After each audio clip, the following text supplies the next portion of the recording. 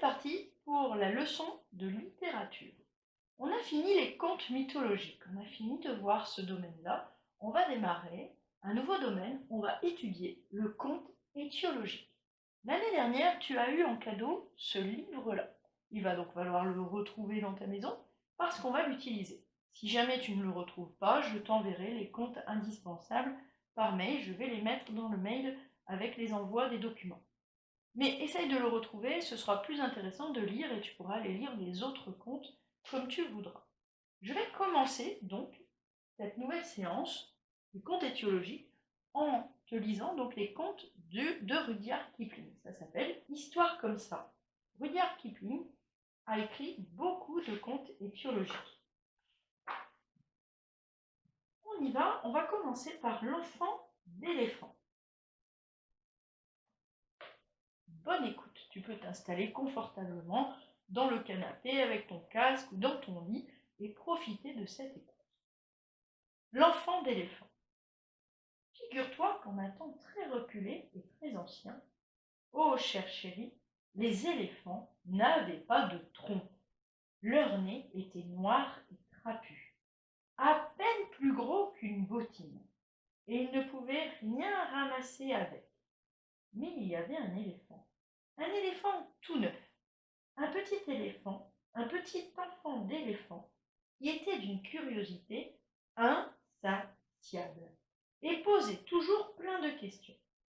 Lorsqu'il demandait à sa grande tante l'autruche pourquoi les plumes de sa queue étaient comme elles sont, elle lui assénait un coup de bec.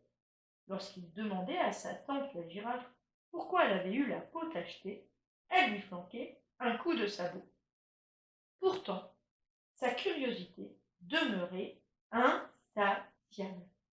Lorsqu'il demandait à son gros-oncle l'hippopotame pourquoi il avait les yeux rouges, il lui donnait un coup de pied.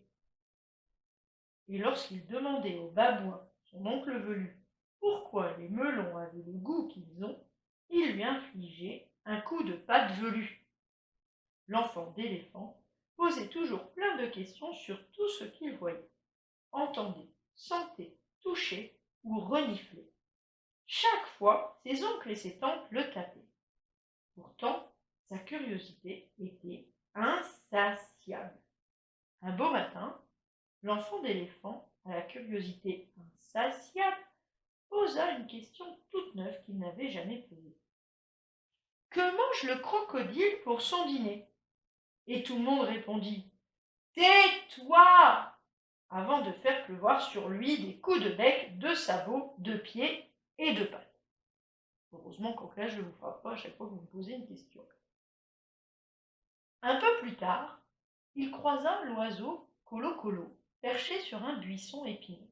« Ma famille m'a puni pour mon insatiable curiosité, lui dit-il. Pourtant, j'ai toujours envie de savoir ce que mange le crocodile pour son dîner. Marche jusqu'au fleuve Limpopo, dont les eaux vertes et vives sont bordées d'arbres à fiel, et tu verras, lui répondit le Colo-Colo de sa voix lugubre.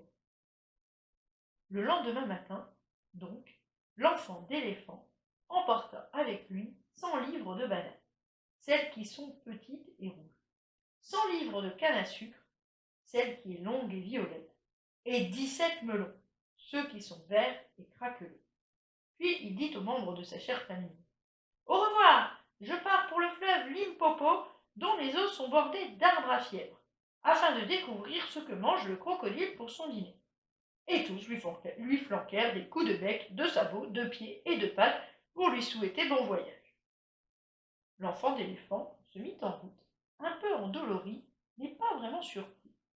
Tout en marchant, il grignotait des melons en jetant leurs écorces, puisqu'il ne pouvait pas les ramasser. Il traversa toute l'Afrique en direction du nord. Enfin, il atteignit le fleuve Limpopo, dont les eaux vertes et vives étaient bien bordées d'arbres à fièvre, comme l'avait dit le Colo-Colo. Je dois maintenant m'interrompre pour t'expliquer une chose. Ma chère chérie, jusqu'à cette minute-là, de cette heure-là, de ce jour-là, de cette semaine-là, l'insatiable enfant d'éléphant n'avait jamais vu de crocodile. Alors, quand Rudyard Kipling, l'auteur, dit « ma chère chérie », c'est parce qu'il écrit ses contes pour sa fille. Il ignorait donc totalement à quoi ça pouvait bien ressembler. La première chose qu'il vit fut un serpent python bicolore des rochers enroulé autour d'une grosse pierre. « Pardon, lui demanda l'enfant d'éléphant bien poliment. Avez-vous déjà vu un crocodile près d'ici ou pas trop loin ? Si j'ai déjà vu un crocodile, protesta le serpent python bicolore des rochers. As-tu d'autres questions plus stupides à me poser ? Pardon, insista l'enfant d'éléphant, mais pouvez-vous me dire ce qu'il mange pour son dîner ? À ces mots, le serpent python bicolore des rochers se détacha de sa pierre et frappa l'enfant d'éléphant de sa longue queue souple couverte d'écailles. L'enfant d'éléphant prit bien poliment congé du serpent python bicolore des rochers, un peu endolori, mais pas vraiment surpris, et continua à longer les eaux vertes et vives du fleuve Limpopo.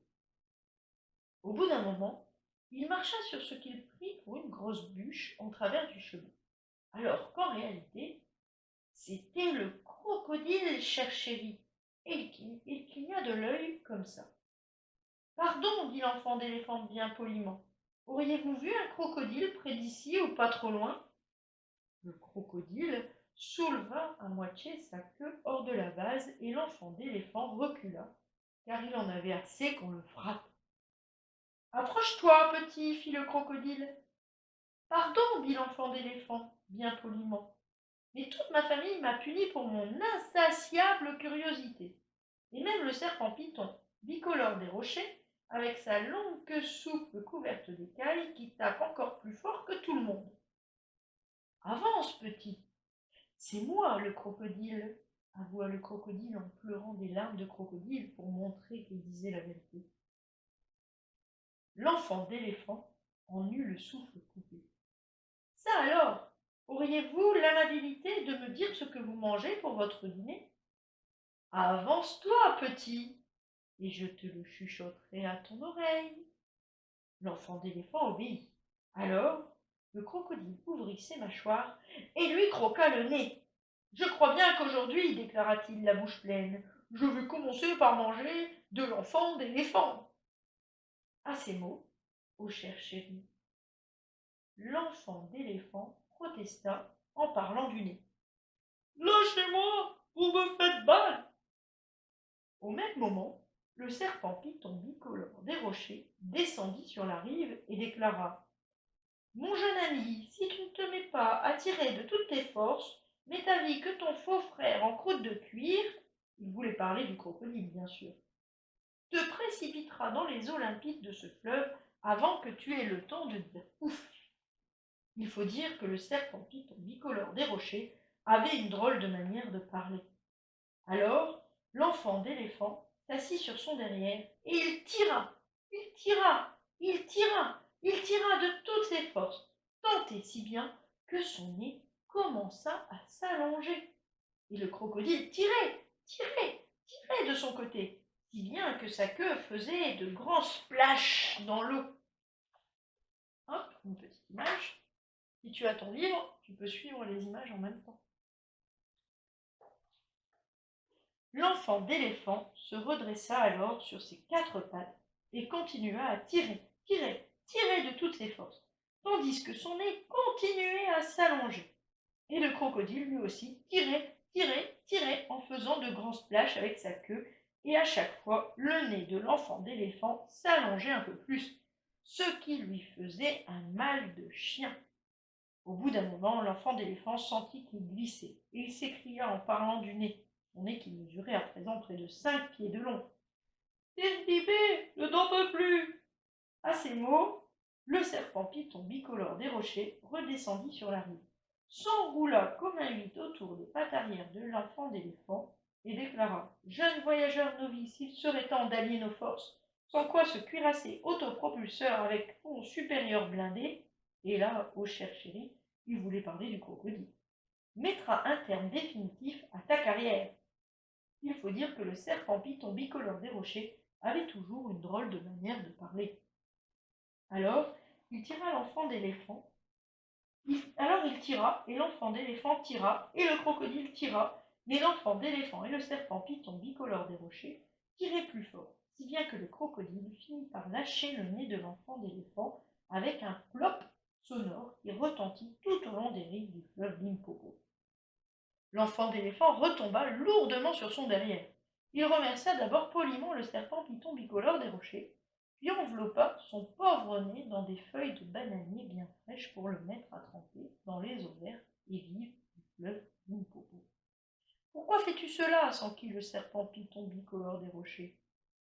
Pardon, lui répondit l'enfant d'éléphant, mais mon nez est au plus mal et j'attends qu'il retrouve sa taille normale. Ça risque d'être long, prédit le serpent python bicolore des rochers. Certains ne savent pas profiter de leurs avantages. L'enfant d'éléphant attendit 3 jours que son nez rétrécisse, mais en vain. Au soir du 3e jour, une mouche vint le piquer à l'épaule. Sans même réfléchir, il l'écrasa avec sa trompe. Avantage numéro 1, s'écria le serpent python bicolore des rochers. Tu n'aurais jamais pu faire cela avec ton nez d'avant. Essaie de manger maintenant. Sans même réfléchir, l'enfant d'éléphant arracha une touffe d'herbe bien grasse et la fourra dans sa bouche. Avantage numéro 2, s'écria le serpent python bicolore des rochers. Tu n'aurais jamais pu faire cela avec ton nez d'avant. Ne trouves-tu pas que le soleil cogne par ici? Ça oui, répondit l'enfant d'éléphant, et sans même réfléchir, il aspira de la vase du fleuve pour en recracher sur la tête en un petit chapeau protecteur. Avantage numéro 3, s'écria le serpent python bicolore des rochers. Tu n'aurais jamais pu faire cela avec ton nez d'avant. Maintenant, que dirais-tu si quelqu'un voulait te frapper? Pardon, répondit l'enfant d'éléphant, mais ça ne me plairait pas du tout. Aimerais-tu pouvoir frapper les autres à ton tour? Ça oui, répondit l'enfant d'éléphant. Alors tu verras que ton nouveau-né te sera très utile, lui confia le serpent python bicolore des rochers. Merci, dit l'enfant d'éléphant, je m'en souviendrai. À présent, je vais rentrer chez moi. L'enfant d'éléphant retraversa toute l'Afrique en balançant sa trompe. Lorsqu'il avait envie d'un fruit, il le cueillait sur un arbre au lieu d'attendre qu'il tombe. Quand les insectes le piquaient, il cassait une branche et s'en servait comme un fouet pour les chasser. Quand le soleil cognait trop fort, il se confectionnait un petit chapeau protecteur avec de la vase. Lorsqu'il se sentait seul, il fredonnait un air à travers sa trompe et cela faisait autant de bruit que 1000 fanfares réunies. Le reste du temps, il ramassait les écorces de melon qu'il avait semées sur son chemin à l'allée, car c'était un petit pachyderme très propre. Un soir, enfin, il retrouva sa chère famille. Il enroula sa trompe pour la dissimuler et leur demanda « Comment allez-vous » Ils étaient si heureux de le revoir. Ils lui répondirent « Viens par ici, que nous te punissions de ton insatiable curiosité. » Fit l'enfant d'éléphant. Vous n'y connaissez rien, laissez-moi vous montrer. Il désentortilla sa trompe et frappa 2 de ses chers frères qui en tombèrent à la renverse. Nom d'une banane, s'exclamèrent-ils.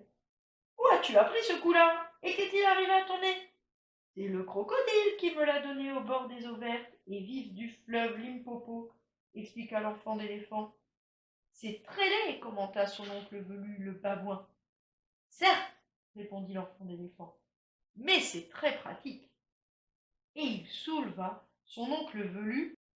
Alors, je te pose quelques questions sur le texte que je viens de te lire.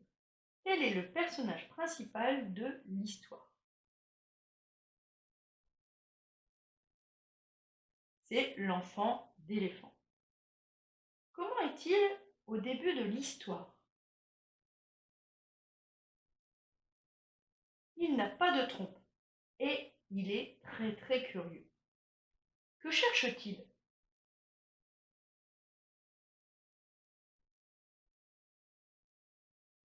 Sa question, c'est de savoir ce que le crocodile mange pour dîner. Quels animaux croissent-ils durant son voyage?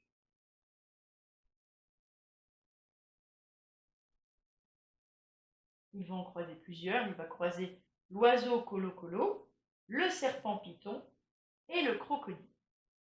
Réussit-il à trouver ce qu'il cherche, c'est-à-dire ce que mange le crocodile?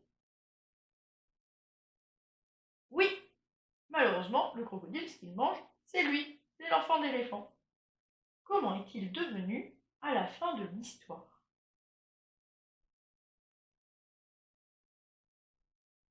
À la fin de l'histoire, l'enfant d'éléphant a son nez tout étiré, ce qui lui fait une trompe. Alors dis-moi, quel titre pourrait-on donner à cette histoire? Le titre, c'est Comment l'éléphant eut une trompe. Alors, c'est ça en fait. Les contes étiologiques, ce sont des contes qui expliquent pourquoi les choses ont eu lieu. Mais ils inventent. Tu te doutes bien que la trompe de l'éléphant, c'est pas un crocodile qui lui a fait. Donc, c'est une façon de raconter autrement comment les choses ont existé. Alors, je vais te donner un petit travail. Ce petit travail, c'est 3 textes que tu vas lire et tu vas répondre à des questions. Ces questions vont te permettre de comprendre comment on écrit un conte étiologique. Parce que l'objectif de toute cette séquence sur le conte étiologique, c'est que toi, tu en écrives un. Alors, tu vas avoir plusieurs questions sur ces 3 textes. Regarde le document découverte, littérature découverte, dans les mails, dans les documents que je t'ai envoyés. Relève le titre des 3 histoires. Quel est leur point commun? Comment est l'animal au début du texte et à la fin, dans le texte 1. Dans le texte 2, comment est l'animal au début du texte et à la fin, donc tu te doutes bien qu'il y a un changement. Dans le texte suivant, la question 4, c'est pourquoi le sapin garde ses feuilles en hiver. Et la question 5, c'est une question de conjugaison. Quel temps trouves-tu dans ce texte? Donne un exemple pour chaque temps. Tu vas voir, il y a plein de temps, il n'y a pas que le présent, il y a d'autres temps qui sont dans ces textes. Donc à toi de jouer, réponds aux questions, moi je te les corrige par vidéo et on en déduit comment on écrit un conte étiologique.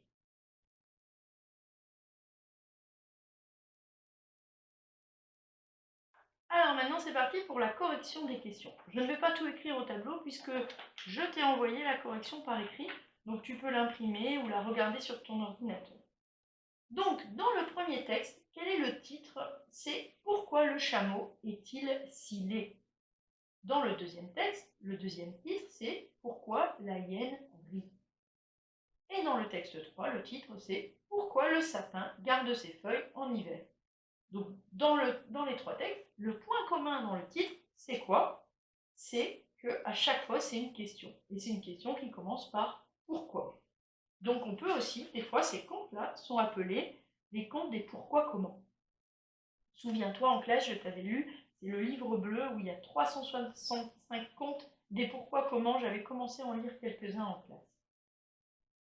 Alors, la question numéro 2. Au début du texte 1, le chameau était le plus beau de tous les animaux. À la fin du texte, le chameau est devenu le plus laid de la création. La question 3.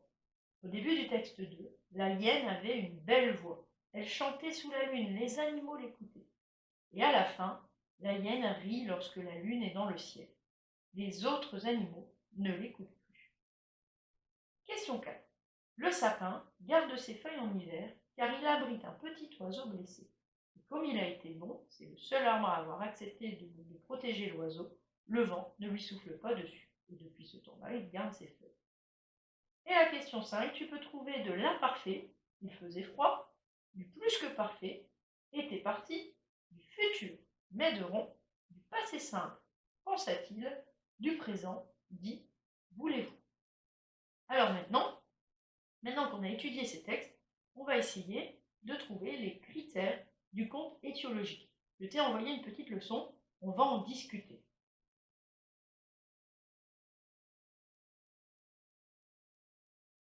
Qu'est-ce que l'on trouve dans un conte étiologique? Tu peux prendre la leçon sous les yeux, mais tu l'as compris. Quel est le titre? Le titre est une question. Donc dans un conte étiologique, le titre c'est une question souvent qui commence par pourquoi. Et le début, qu'est-ce qu'il explique le début? Le début, il explique comment étaient les choses avant. Et au milieu, il y a une histoire qui explique pourquoi ou comment les choses vont changer. Et à la fin, ça répond à la question du titre.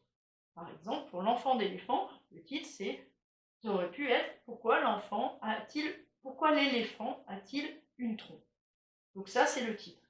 Le début, ça explique qu'il n'a pas de trompe et qu'il se fait taper un petit peu par tout le monde.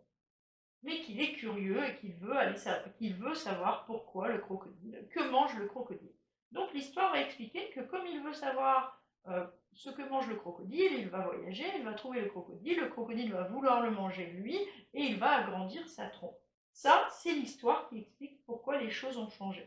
Et la fin, ça répond à la question, c'est que depuis ce temps-là, la trompe de l'éléphant est restée longue et donc il peut s'en servir.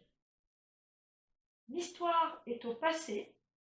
À chaque fois, l'histoire est au passé, mais la dernière phrase, elle est au présent. C'est depuis ce temps-là que l'éléphant a une trompe. Voilà, donc ça, c'est les critères pour écrire un conte étiologique. Pour cette semaine, on arrête là. On fera un autre travail. On ira voir comment des enfants ont écrit et quelles erreurs ils ont faites en essayant d'écrire un conte étiologique. Nous ferons un petit travail des pourquoi, une petite technique pour réussir à plus facilement à écrire son conte. Et à la fin, tu écriras un conte. Donc ce travail a lieu sur plusieurs semaines, évidemment. Là, les séquences vidéo que je t'ai données, c'est pour la semaine 5 et la semaine 6, si je ne me trompe pas. Oui, tu as 2 semaines pour faire ce travail. Bon courage!